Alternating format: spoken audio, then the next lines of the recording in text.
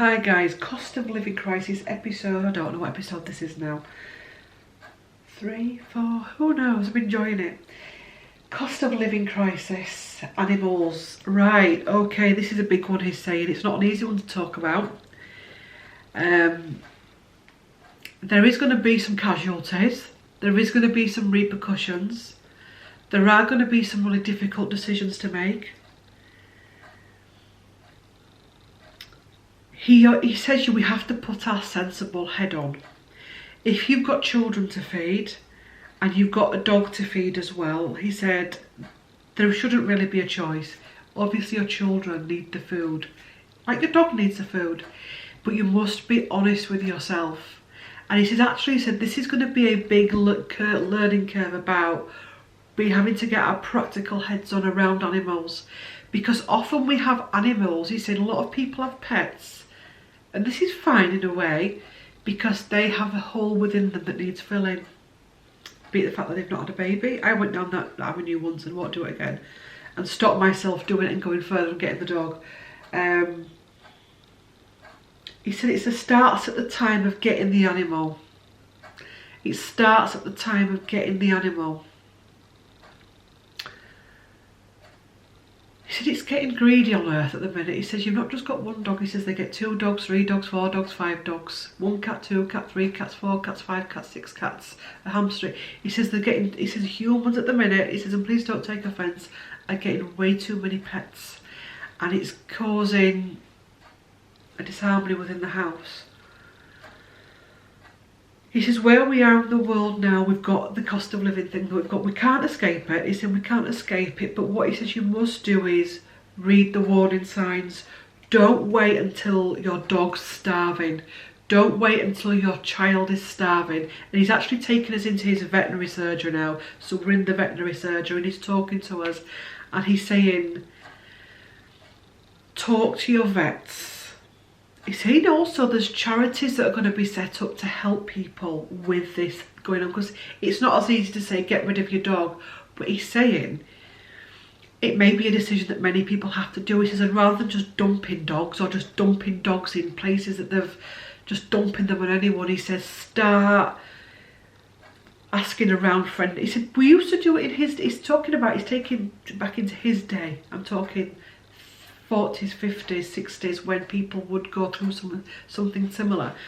And he said we'd have a whip round, we'd have a, it's like a clarion call, and you'd find that this little old lady had to give a dog up because she was too old to look after it, but there was another not so old little old lady in the village that had just lost her husband and needed a companion, or just lost her dog. And he said it was that they weren't as invested, they weren't as corded up to their animals back then, and they would pass their animals on, if that makes sense. And that may break people's heart, the thought of that, but he says we can't escape it.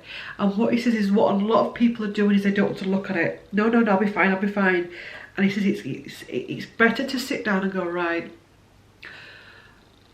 this is a struggle, what can we do about it? He says there are going to be charities that can help people. He says look around for dog food, for cheaper, not for cheaper dog food, wrong words, that was me.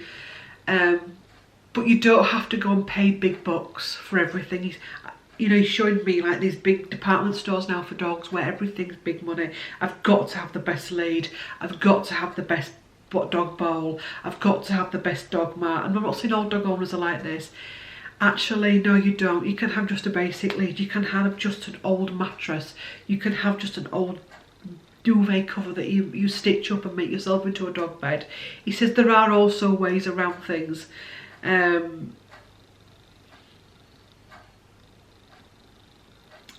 Join me to this deck. It is a touchy subject, and I feel as though it's a touchy subject with many people at the minute. He's not saying get rid of your animals. He's saying before the warning, read the warning signs. Read the warning signs. He says start talking to your vets. Because actually you'll be surprised at what your vets do know. You'll be surprised at what they know about funding, he's saying. He's showing me about even temporarily giving the dog something. He's showing me, say what you see is saying, you temporarily give the dog over to someone for a while and then get on your feet financially, the dog comes back. Peace beyond survival.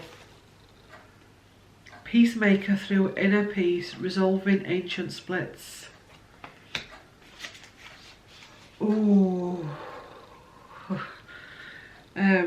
Cosmic circles, create sacred space, embrace unlimited possibilities. He's saying a lot of people are getting dogs and animals and pets to fill these emotional gaps that are there because they've lost people, they've lost loved ones, they can't have a baby, they don't have a relationship. And he said it's an unhealthy habit within us all. I experienced it a few years ago when I realised that we weren't going to have children. The first thing I did was I'm going to get a dog. And it didn't work out for me going down that avenue when I stepped back from it. And he's saying this is going to bring that up. And it's going to be quite painful. But people are actually going to start realising it's actually not about the dog or the cat. It's about what they, the human, have, the expectation that the humans put on the cat or the dog.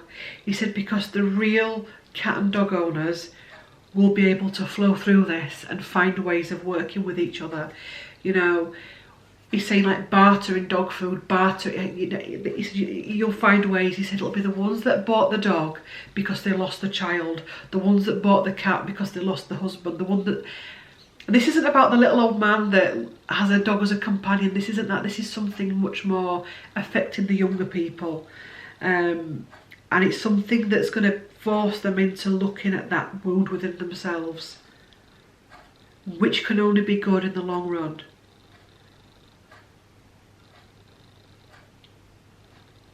Be wary of where you're buying dogs. I mean, he's going to come into dog crime in a bit about, I mean, in the UK, and that was another thing that put me off.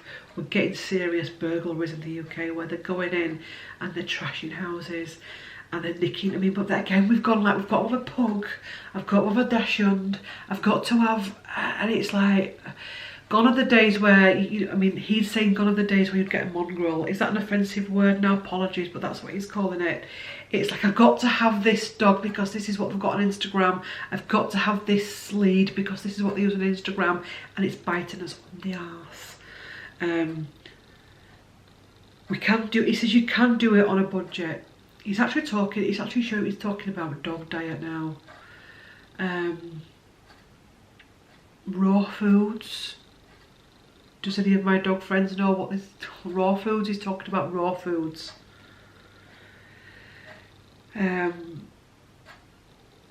Working, and he's saying a lot of dog people now are in communities, online communities, helping each other. If you get a friend that is in a position when they have to give up their pet in order to feed their family, then don't judge them. Help them, for God's sake. He says help them. He says there's a bit of that going on. They've got rid of the dog, they've got rid of the dog, they've got rid of the cat. He said it's heartbreaking enough without people judging. He says help them, for God's sake. If you've got a vet that's really good, that's got connections that can help them, or that's got the wisdom, pass over the help. He said this is about community, and he's showing me the farmers that he used to work with, and the only way the farmers could survive back then, it's coming back to that, is community and helping and working together. You're struggling, let me help you. I've got some extra dog food. I don't need 26 tins of pedigree. That's a gift to you. Again, it's about not raiding the shelves as well. Helping. Right. Animals and ascension. They are ascending, although he's saying they don't need to ascend, but they are ascending with us. They're going to be going back to more of their more purest of frequencies. He said their frequency has been, he's saying, damaged, changed, because our frequencies have been damaged and changed. And in order for animals to actually survive on this planet, they had to kind of match us. He said they're now changing, which is why we're going to be seeing things with dogs, with birds, all kinds of things. Oh, I didn't write that down. Vegan and veg, sorry. That's really important. Oh, it's interesting, is this? It's going to be a long one, this, I apologise.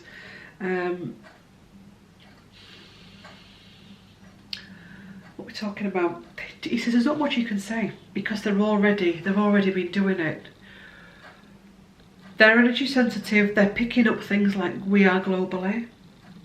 Their diets are getting affected, their sleep patterns are getting affected.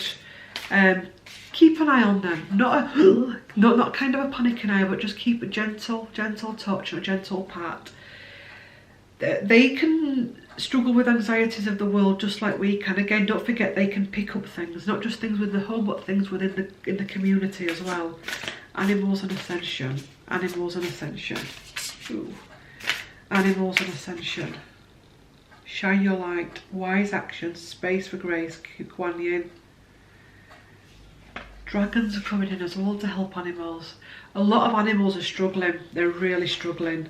Especially animals where there's a lot of abuse or neglect, or their surroundings have been contaminated.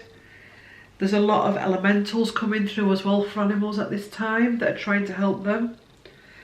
Animals will go through this ascension much easier than we will. Yes, they're having the symptoms and the difficulties, and they're affected by Mother Earth and Father Earth as well. I'm going to start talking about Father Earth more now. I've already mentioned in this video.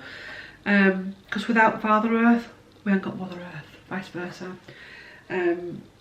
Oh yes. We've already touched this, speaking, Reiki, everything else that comes with it, light language. There's so much I can go on and on and on with this channeling. He's saying pet snatchers as well. So where you're at on your ascension, your animal will be at on their ascension. So it's important to look after ourselves. So if you're struggling, your pet will struggle as well. He says there's going to be a lot of pets and animals that are going to be passing over very quickly soon, via various diseases that are real. He says there's a lot of people that are saying that these animal diseases and stuff are not real. They are real. They're choosing to transition. Why are they choosing to transition? Because it's almost like Mother Earth and Father Earth calling them, a lot of them back, because there's so many animals out there at the minute and it's a lot going on, and some of them are getting called back home to then come back again to give the ones that are on Earth the space and the time and the attention that they need, if that makes sense. So there's a lot choosing to go back home for a rest, and then it's almost like it comes back in a full circle. But he says it will lead where New Earth has more animals than it does humans, and this passing over as well is about, they love passing over animals. He says animals love passing over. He says death in the animal kingdom is not like it is in the human kingdom. They absolutely bound over Rainbow Bridge, and even the ones whose owners are really sad, they still bound over Rainbow Bridge. They're very different. They actually don't fear death. There's no fear in death for animals, and so it's not a problem them going over. There's going to be a big wave of animals choosing to go over. Right, so we've done that. We're going to go on to dog crime and then veganism. Are we going to get a chance to do this healing? Let's go. Dog crime. That's humans. Of course it's humans. And that is the universe's way of kicking back humans that must have, and I'm sorry for any offence caused, I must have a pug. In the UK, I must have a pug, I must have a dachshund, I must have this, I must have a pedigree. And actually, in order to get those dogs, other dogs are being raped to get dogs. He said the whole breeding of dogs at the minute is sick. He says back in his day, it was a whole different thing. It'd be two dogs that would randomly mate, and that'd be it. He says now it is literally rape. It's rape. There's so much I can talk about with milk and everything, but I can't. He will probably be coming back again in future to talk about stuff. And he's saying the whole dog crime is that where people go and get their dog snatched is actually the universe fighting back. Because as humans, we've just lost our way. It shouldn't be about getting the pedigree, getting the Instagram dog, getting the pug, getting the dachshund, getting this, getting the lab. It shouldn't be that. And actually, we're actually causing a lot of pain for dogs.